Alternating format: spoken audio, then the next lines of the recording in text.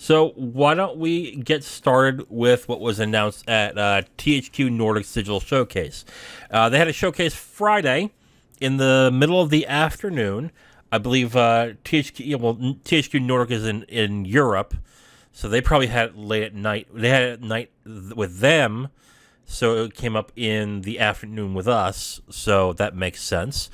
And they showed off a bunch of games that they decided to announce and reveal.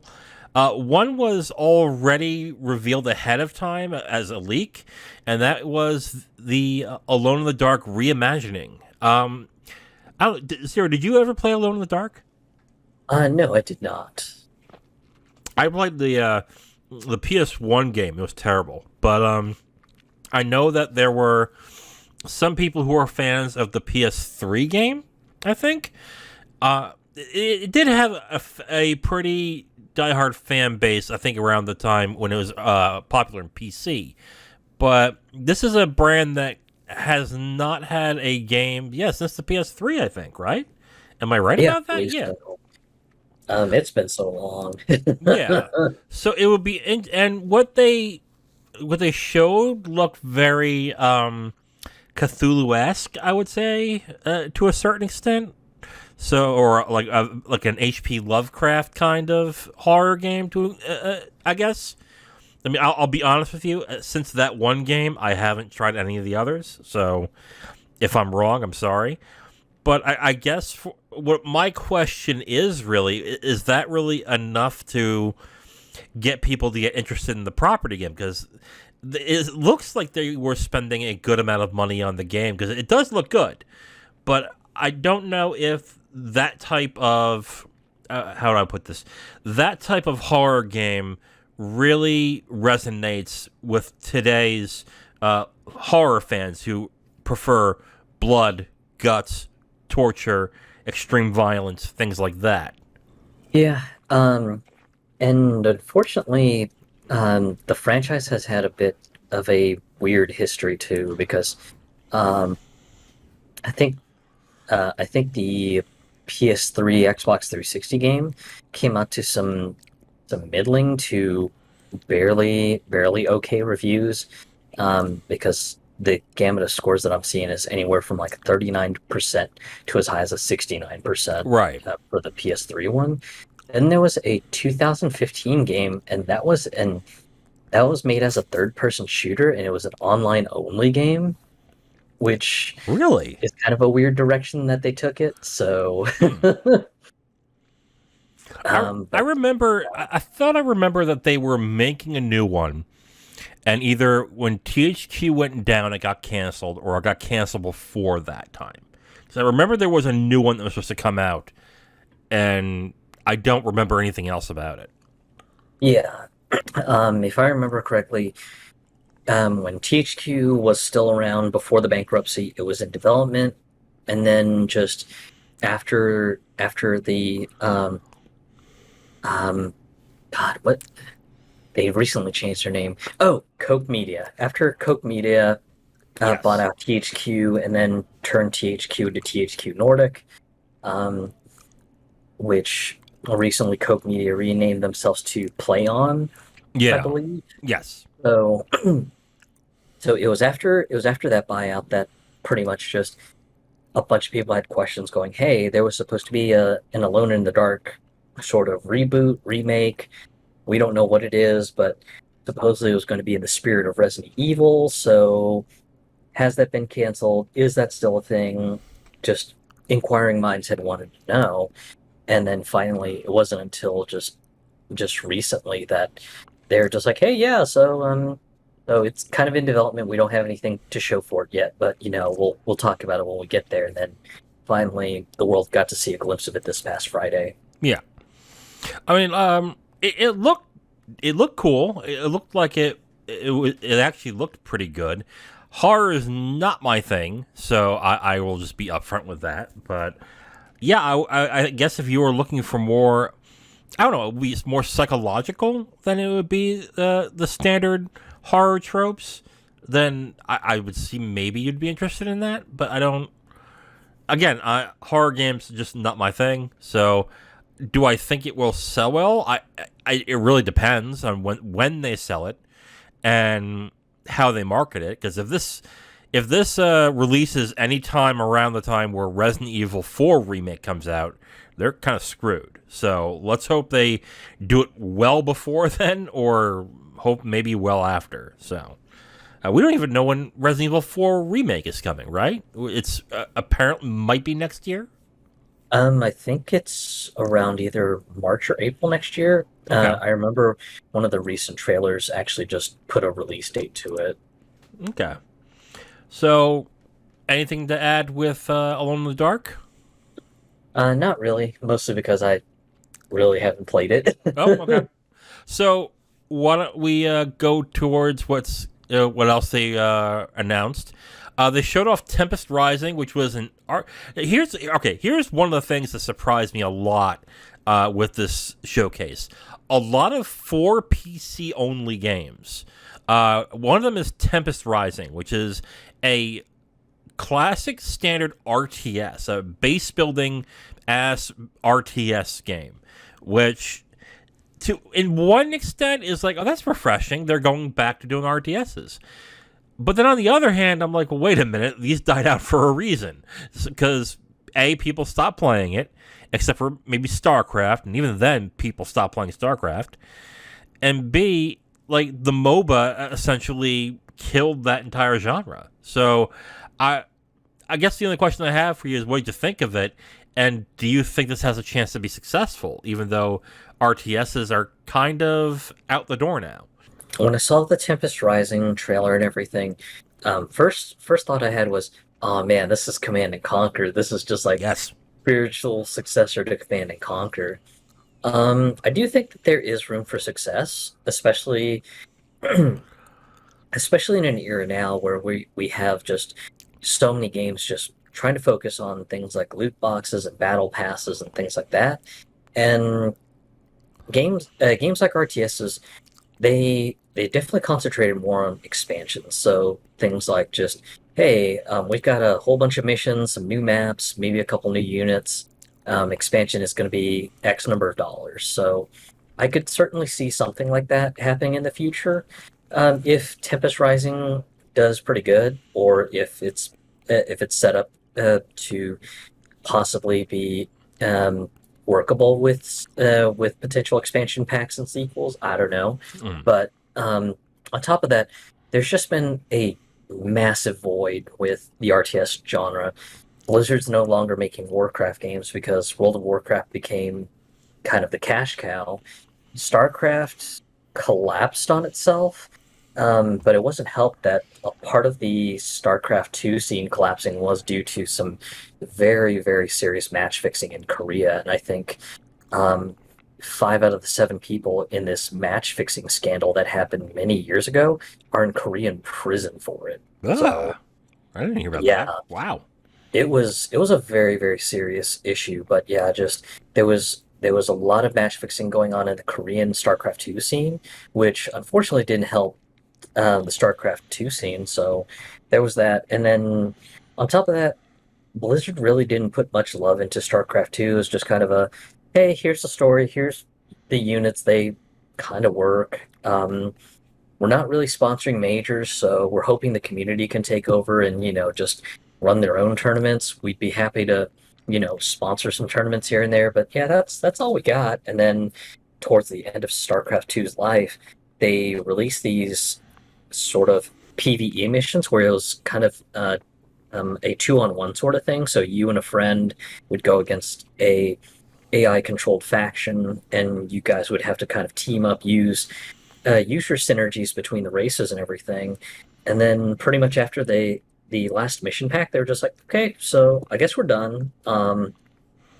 It was nice. It was nice kind of doing what we did, but that's really all we can do. So, for anyone that cares, just buy these map packs up. Otherwise, we're not going to really do anything. So that's where StarCraft kind of died. And then Command and Conquer, unfortunately, had um, that really, really chintzy mobile game Right. that was kind of like baby's first RTS sort of.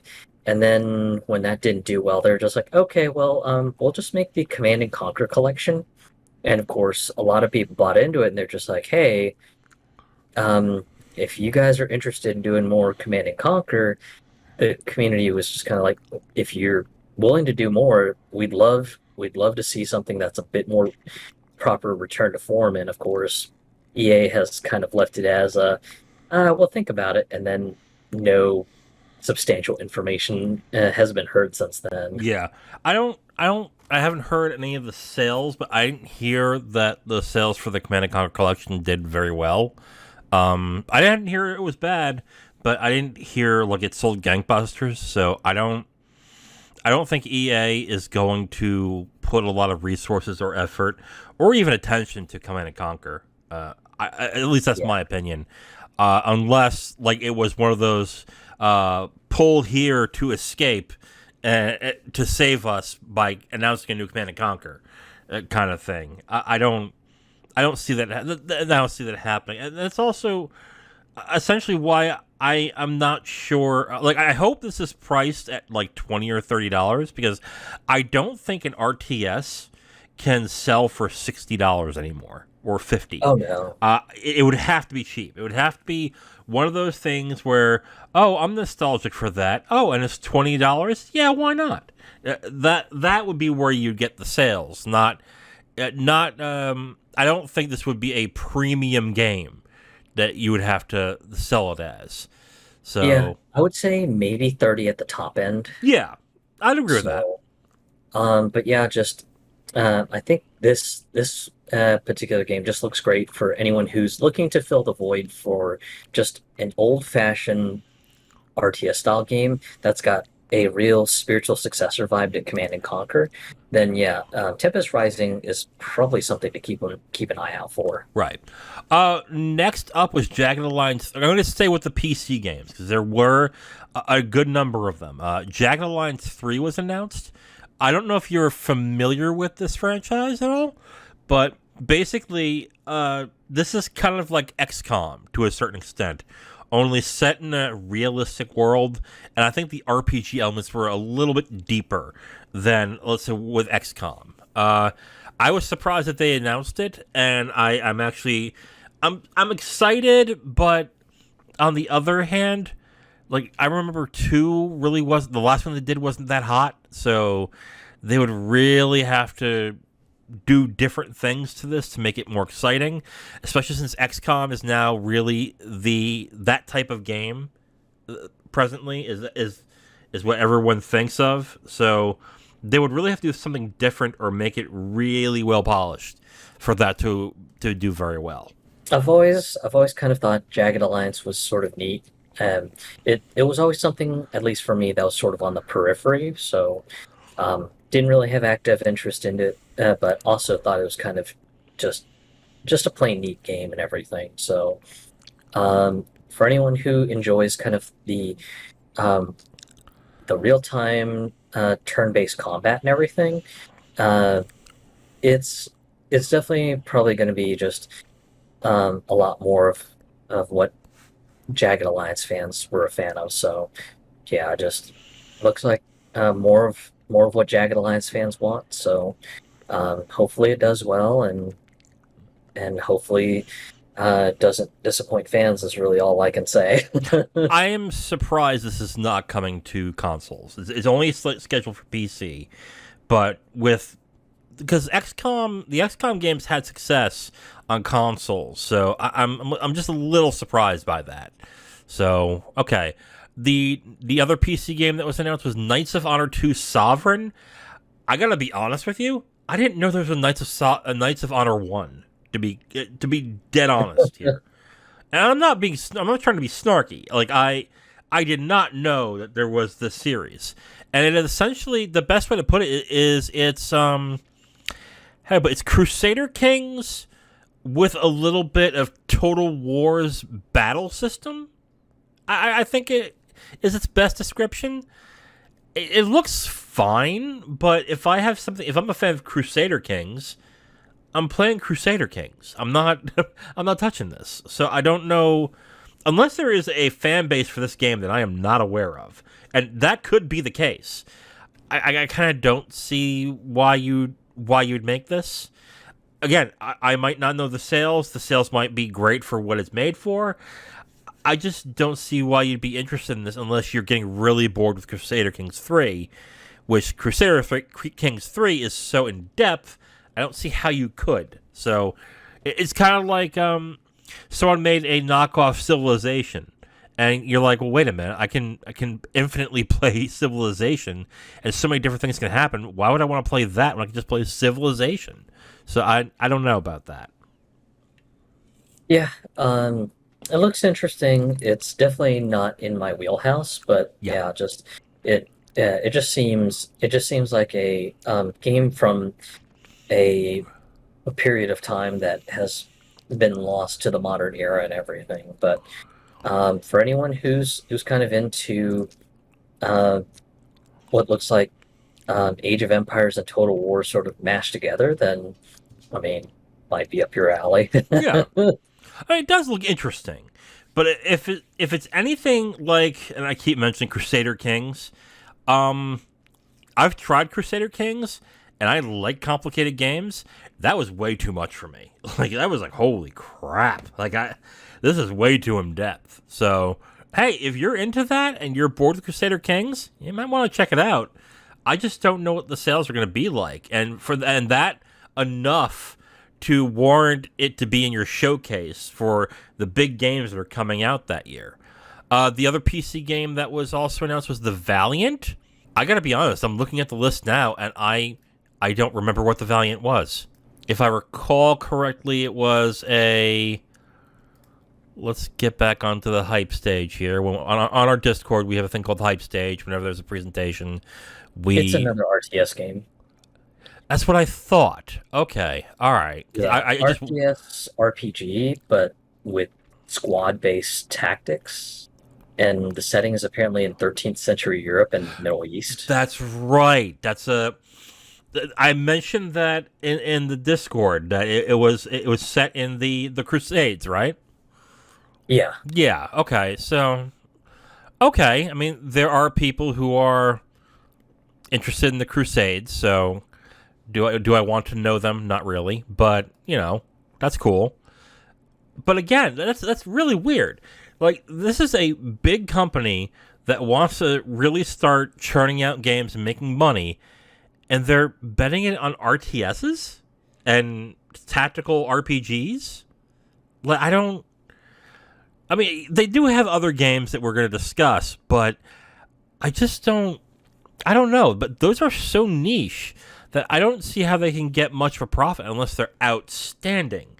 But THQ Nordic isn't known for making and producing outstanding games right now, so I just don't know how to take that right now. So yeah. At least from what it sounds like, since THQ Nordic is part of the Embracer Group, yeah, it sounds like that THQ Nordic is sort of a Skunkworks label for some of the more experimental, maybe even niche sorts of games, and they're basically kind of using the label as just kind of a yeah, we're just going to release games that maybe there's a passionate developer who's really dead set on making like an old-timey game that won't sell gangbusters, but at the same time, we can just shuffle it under this label because it really won't. It really won't matter because it's not something that we need to keep the company afloat or whatever. right, At least that's what it has seemed like with some of the Embracer Group's decisions. That you've got some studios that are just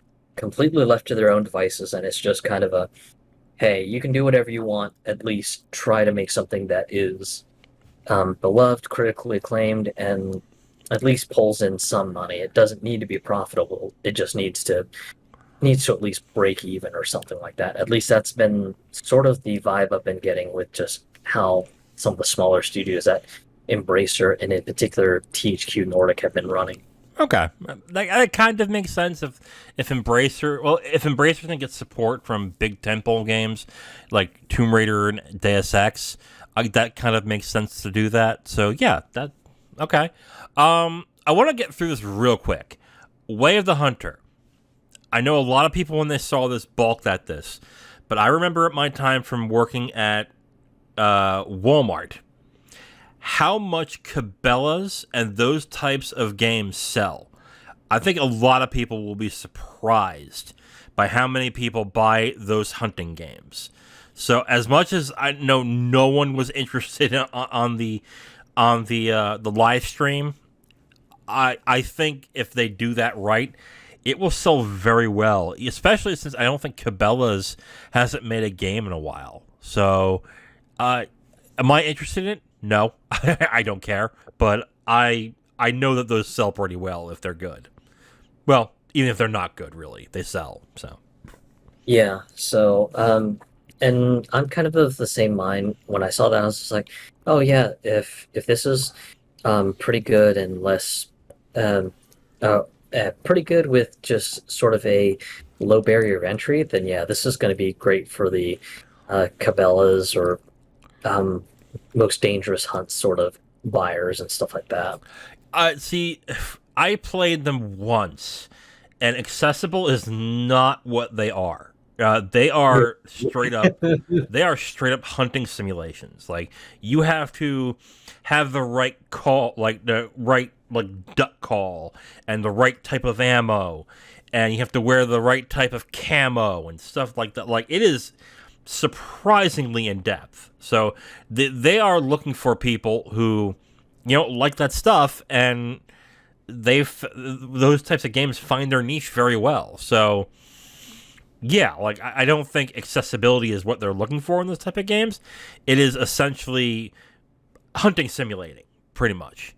Another PC game that was announced was Stuntfest World Tour. I don't understand why this is just for PC.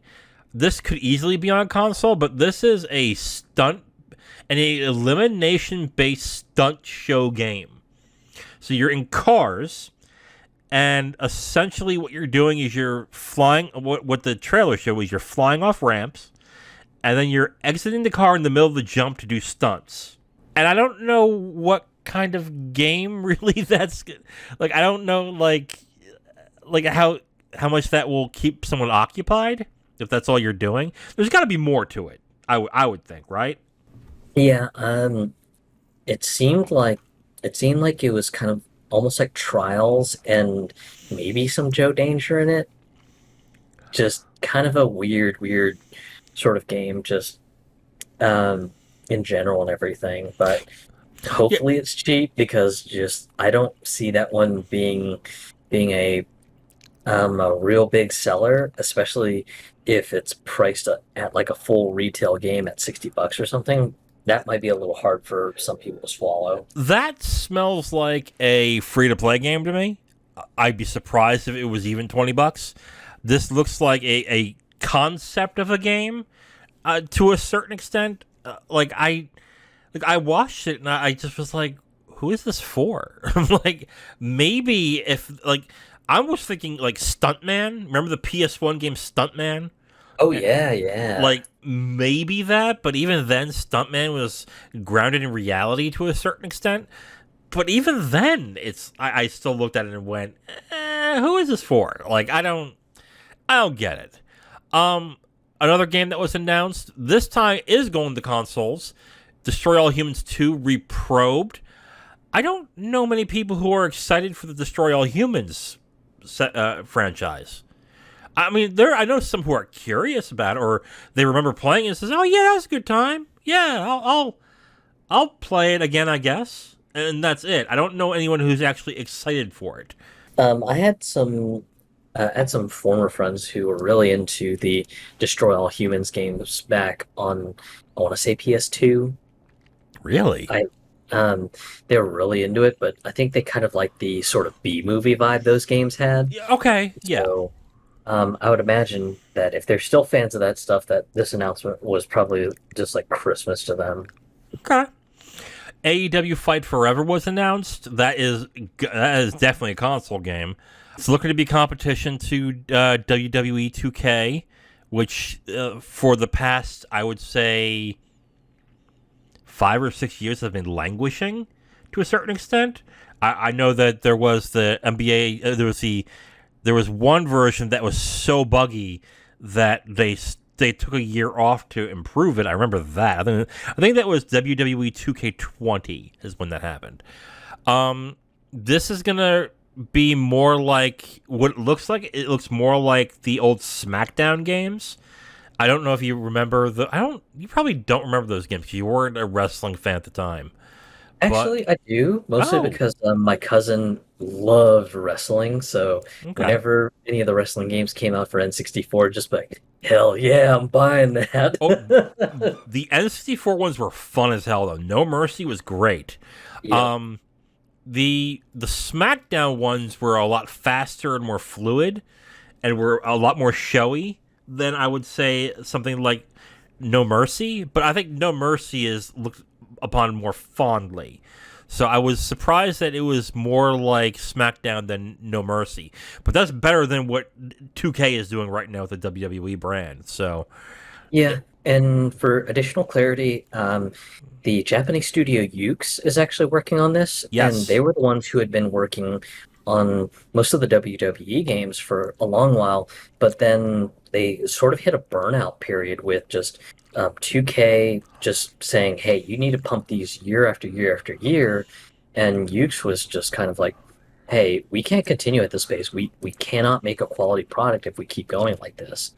And of course, just it finally came to a head at one point, and they finally just said, "Forget it. We just cannot work and produce a quality product under these conditions. So figure it out." yeah. And you know what? I don't blame them either. If you know you're making crap and they're not giving you anything to improve, then at that point I don't blame them. Like at that point, just yeah, we're out of here. Peace. See you later. Yeah.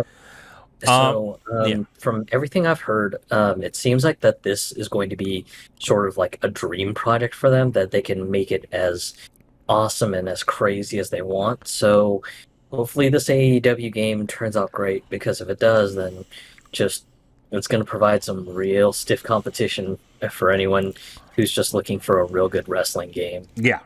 And that group has been looking for one for a long time now. I still think I think some people are still playing the Fire Pro World that came out on PC years ago, which was great. Yeah, again, that was years ago. Outcast 2: A New Beginning was announced.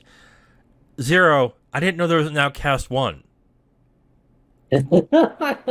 This happened twice in this. Like, oh, the there's a Cutter Slade is back. I'm like, who the fuck is Cutter Slade? I was like, wait a minute.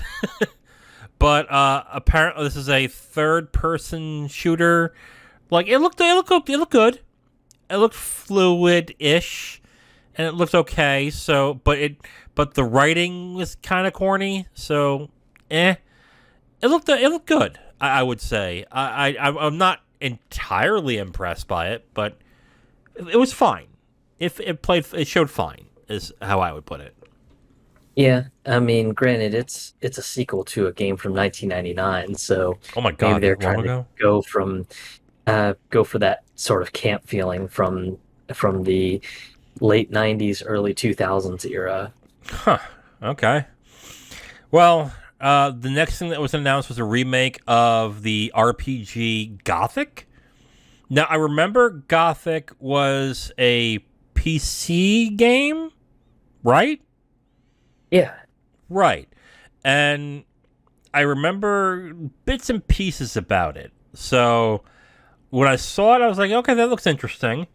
But I didn't realize it was a remake. So, yeah. I mean, again, looks interesting, but that type of space, I don't know how many people were fans of Gothic. I would have to assume a good amount if they're remaking the first one. But yeah, I don't know. I mean, they would have to really show it off and be impressive for it to have any meaningful sales. yeah. I know the original game is pretty much well beloved, especially since it has almost 100 hours of gameplay, tons of weapons and tons of spells, and just all sorts of things you can do in the world and everything. So um, I know that there's quite a fan base for the original game. So um, definitely curious on how um, this remake or reboot, whatever the hell this ends up being, Hmm. turns out, because if it ends up maybe being Skyrim but better, who knows? That might just be enough for people to kind of give it a chance and just take a crack at it and everything. Yeah, no, definitely. If it is able to scratch that itch that maybe games like Greedfall and Alex couldn't do, I mean, there could be good sales in this, but it really has to. It really has to be worth the time and catch people's eye. So, I think this is one of those things where they're hoping it will be a big sales boost and not just a tiny hit. So yeah. Recreation was announced from Three Fields Entertainment. This is a team made up of developers from Burnout and Need for Speed, and they combine the two with a course creator that feels more like Trackmania than I would say of any of those two games. So that is interesting, I guess. But now that it mentions Burnout, man, I miss Burnout. God, Yeah. yeah. I think a lot of people miss Burnout, me included. Burnout Paradise was cute, but I just kind of get a little bit of ADD with open world games because there's just so much to do. It ends up just being a glut of things to do, and I just end up kind of overwhelmed to a point. I'm just like, okay, well, I don't really know what to do, so I'm just gonna just stop this game and come back to it later. And then, of course, later never comes. My favorite is always going to be 3. I think you preferred Revenge. Am I right on that? Yeah, I think, well, God, Revenge came out on 360 as well as PS2 and Xbox. But 3 just was perfect to me. Like all the races, all the modes just felt like great. Like all of them were fun to play. I didn't have as much fun as I did with Revenge, even though Revenge is good. But yeah, so Recreation sounds interesting, I guess. yeah, definitely seems interesting. So I'll be very curious to how that one pans out. And finally, the game that closed out the stream was SpongeBob SquarePants: The Cosmic Shake. Yeah. So, I Yeah, mean, just by it being a SpongeBob game, you know what it is. I mean, it's gonna sell buckets, but it's a SpongeBob game. It's a 3D platformer. I've heard they're serviceable, but they sell a lot. So, yeah, it's a. See, I don't get why they do this. Like these companies do this. I get you want to advertise a game is coming out, but know your audience. The only people who are going to be watching this are like hardcore. I hate to say hardcore gamers. Enthusiasts. Enthusiasts of gaming are the ones that are going to be watching this, and none of them are going to be interested in a SpongeBob game. Like, really. Like again, know your audience at this point. So I thought that was weird that they closed it out with a SpongeBob game. yeah, I would have thought that this would have been either in the beginning or the middle, especially since Yeah. it kind of has a vibe of like Banjo and Kazooie with just the platforming, the collection of items and stuff like that. Right. And then they tease the new South Park game is coming. So, and that's it. That's it. Overall, I mean, I'm glad they didn't make this an E3 stream because that would have been not great. But there's some interesting PC games that I would be sort of interested in. But as a showcase of what they're showing for the next year, I wouldn't call it strong. I think it's decent, but I don't, except for maybe SpongeBob, I don't see anything that will sell a lot or have a captive audience who are going to want to know more about these games.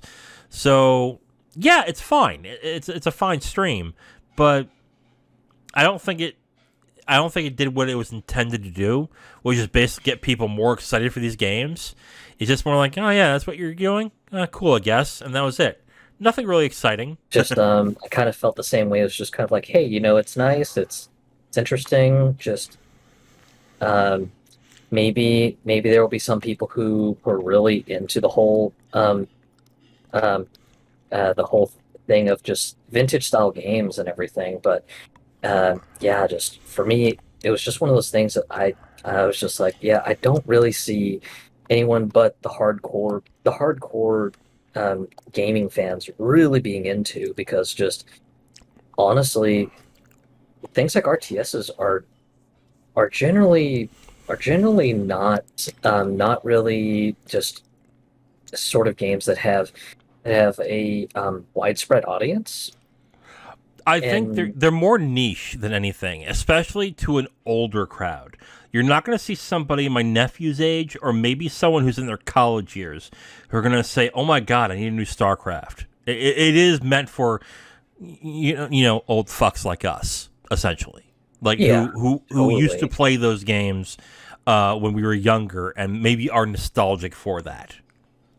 Yeah. So, and that's pretty much a good way to put it, especially since just, um, I mean, I hate to sound like just one of those old fogies who's just like back in my day, sort of, but Mm. yeah, it's just really just stuff that definitely has a niche audience. And I mean, while I'm happy to see niche audiences getting catered to, at the same time, just this would have been something that I want to say would have been better for like the PC game show this past or earlier in the summer. Yeah, I agree there. Yeah, you're right. You're dead on that one.